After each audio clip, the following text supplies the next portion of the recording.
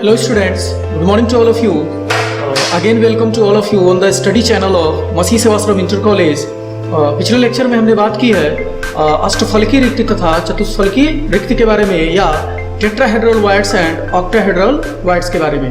आपको पता है कि जब हमने परमाणुओं का 3D अरेंजमेंट किया तो उसमें दो तरह के वाइड्स मिले, दो तरह के रिक्त स्थान मिले, जिसमें जो सबसे पहला था उसको हमने बोला है चतुष्फलकी रिक्ति तथा दूसरे को हमने बोला है अष्टफलकी रिक्ति या ऑक्टाहेड्रल वाइड्स। और पिछले वीडियो में आपको ये क्लियर है कि जो चतुष्फलकी रिक्तियों की जो संख्या होगी वो हमेशा अष्टफलकी रिक्तियों की संख्या से 2 गुना होगी। तो अब हम डिटेल में बात करते हैं टेट्राहेड्रल वाइड्स और ऑक्टाहेड्रल वाइड्स क्या होते हैं तथा कैसे बनते हैं। तो सबसे पहले आपको पता है टेट्राहेड्रल वाइड्स जिसको हम बोलते हैं चतुष्फलकी रिक्ति तथा दूसरा है ऑक्टाहेड्रल वाइड्स जिसको हम बोलते हैं अष्टफलकी रिक्ति। तो सबसे पहले हम टेट्राहेड्रल वाइड्स की बात करें तो आपने पिछले वीडियो में देखा है कि जो टेट्राहेड्रल वाइड्स होता है वो 4 परमाणुओं के संपर्क में होता है। तो उसको मतलब उस पूरे जो क्रिस्टल जालक था पिछले लेक्चर वीडियो में आपने देखा है कि उसमें ज़्यादा क्लियर आपको नहीं हो पा रहा था। तो यहाँ हम उस पूरे क्रिस्टल जालक से बस हम टेट्राहेड्रल वाइड्स की बात करेंगे और बस ऑक्टाहेड्रल वाइड्स की बात करेंगे। तो आप देख सकते हो कि आपको पता है कि यदि 3 परमाणुओं को अगर ऐसे अरेंज किया जाए तो आप देख सकते हो कि इन 3 परमाणुओं के बीच में एक रिक्त स्थान है और इस रिक्त स्थान को आपको पता है क्लोजेस्ट पैक स्ट्रक्चर की आप बात कर रहे हो, मतलब जो पैकिंग है उसको ज़्यादा से ज़्यादा आप क्या करना चाहते हो, एफिशिएंट बनाना चाहते हो। तो अगर इस वाइड को आपको पैक करना है तो इन तीनों परमाणुओं के ऊपर, अब जैसे देखिए ये तीनों परमाणु एक परत में है तो आप क्या कर सकते हो, ऊपर से एक बॉल इसके बीच में ला सकते हो या नीचे से भी पीछे इस बोर्ड के पीछे से भी एक बॉल क्या कर सकते हो इसके बीच में लेके आ सकते हो। तो मैं यहाँ पे आप लोगों को एक बॉल ऊपर से यहाँ पे दिखाया गया। तो आप देख सकते हो यहाँ पे जो रिक्ति है, यहाँ पे जो वाइड स्पेस है वो टोटल 4 परमाणुओं के संपर्क में है। 3 वो खुद पहले वाली परत में या 3 फर्स्ट वाले परत से, और जो चौथा परमाणु है वो इस परत के बिल्कुल ऊपर से, या ऐसे कहिए या तो ऊपर से परमाणु आ सकता है या तो नीचे से। तो याद रखेंगे इस प्रकार की जो वाइड स्पेस बनती है इसको हम कहते हैं टेट्राहेड्रल वाइड्स। और ये जो वाइड है वो टोटल 4 परमाणुओं के संपर्क में है। तो इसका कोऑर्डिनेशन नंबर आप क्या लिख सकते हो, 4 लिख सकते हो। और ये जो वाइड आपको दिखा है इसको आप क्या कर सकते हो, टेट्राहेड्रल वाइड बोल सकते हो आप। अच्छा, इस स्ट्रक्चर को अगर मैं और ज़्यादा डिटेल में बात करूं या 3 डायमेंशन में बात करूं तो आप ऐसे समझिए 3 स्फेरिकल बॉल ले लीजिए और 3 स्फेरिकल बॉल को आप ऐसे अरेंज करिए कि जैसे अगर एक बॉल ये है, दूसरा बॉल क्या है, ये है। अगर 2 स्फेरिकल बॉल को आप आपस में टच कराओगे तो बिल्कुल उनके ऊपर बिल्कुल वाइड स्पेस होगा और इस वाइड स्पेस में भी आप क्या करिए, एक परमाणु ऐड कर दीजिए। तो ये 3 डायमेंशन में इस पूरे स्ट्रक्चर को जो सबसे पहला लेयर है आप इस प्रकार से क्या कर सकते हो, बना सकते हो। ये जो तीनों परमाणु है इसके बीच में एक रिक्त स्थान आपको दिखेगा या 3 स्फेरिकल 3 गोलाकार गेंदों को आप ले लीजिए तो बीच में एक ऐसे वाइड बचेगा, खाली स्थान बचेगा। तो उस वाइड को भरने के लिए हम कोई एक दूसरा परमाणु ले रहे हैं और फिर वो वाइड 4 परमाणुओं के संपर्क में हो जा रहा है। तो फिर उसको हम बोल रहे हैं कि उसका कोऑर्डिनेशन नंबर या समन्वय संख्या आपको क्या मिला है, 4 मिला हुआ है।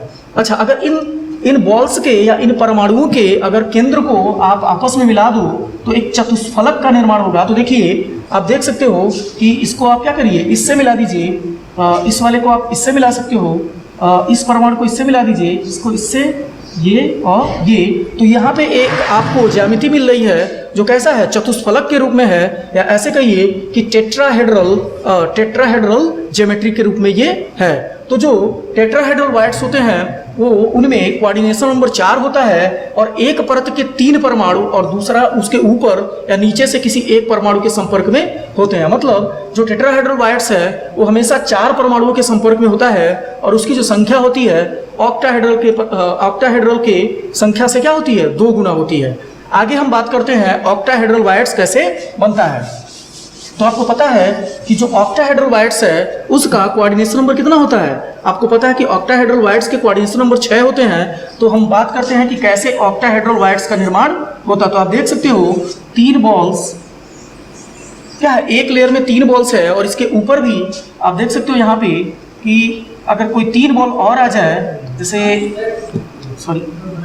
एक बॉल, 2 बॉल और ये 3 बॉल। ये डायग्राम उतना ज़्यादा क्लियर नहीं है।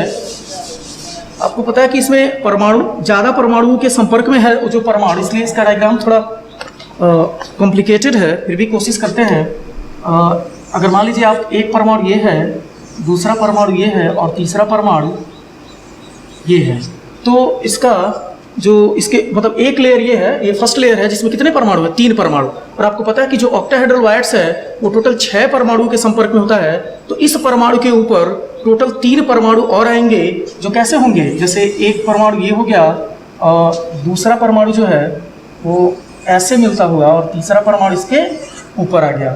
तो जो ऑक्टाहेड्रल वायर्स है आप देख सकते हो कि 3 परमाणु नीचे है, या 3 बॉल को अगर आपस में आप अरेंज करोगे तो उन 3 बॉल्स के बीच में जो रिक्त स्थान है उसको भरने के लिए ऊपर भी क्या कर रहे हैं, एक उसी तरह का पैटर्न हम फिक्स करने की कोशिश कर रहे हैं। तो टोटल जो ऑक्टाहेड्रल वायर्स है उसमें एक परमाणु 6 परमाणुओं के संपर्क में होता है, तो उसका कोऑर्डिनेशन नंबर आपको क्या मिलेगा, 6 मिलेगा।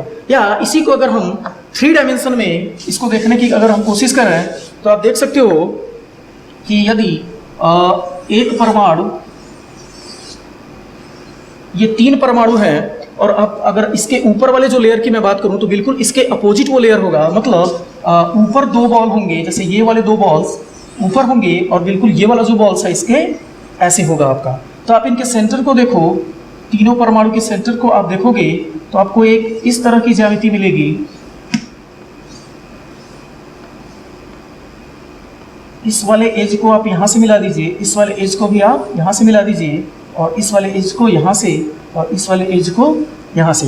तो ये जो आकृति आपको मिली हुई है इसी को हम बोलते हैं इसको हम बोलते हैं अष्टफलकीय रिक्ति, या इसी को कहते हैं ऑक्टाहेड्रल वायर। तो आपको पता है कि जो ऑक्टाहेड्रल वायर्स है उसमें कोऑर्डिनेशन नंबर 8 होता है और आप उसका जो ज्यामिति है वो इस प्रकार से आप बना सकते हो। बोर्ड के पॉइंट ऑफ व्यू से ये इंपॉर्टेंट है, कभी कभी एग्जाम में बोल देता है कि टेट्राहेड्रल वायर्स तथा ऑक्टाहेड्रल वायर्स में अंतर स्पष्ट कीजिए, तो आप अंतर देख सकते हो कि जो टेट्राहेड्रल वायर्स है उसका कोऑर्डिनेशन नंबर कितना है, 4 है। जो ऑक्टाहेड्रल वायर्स है उसका कोऑर्डिनेशन नंबर 6 है। जो टेट्राहेड्रल वायर्स है उसकी संख्या हमेशा जो ऑक्टाहेड्रल वायर्स है उसकी संख्या से कितनी होगी, 2 गुना होगी। और यहाँ पे जो मॉलिक्यूल्स की जो पैकिंग हुई है तो जो रिक्ति मिलती है उसको हम कहते हैं अष्टफलकीय रिक्ति। Thank you.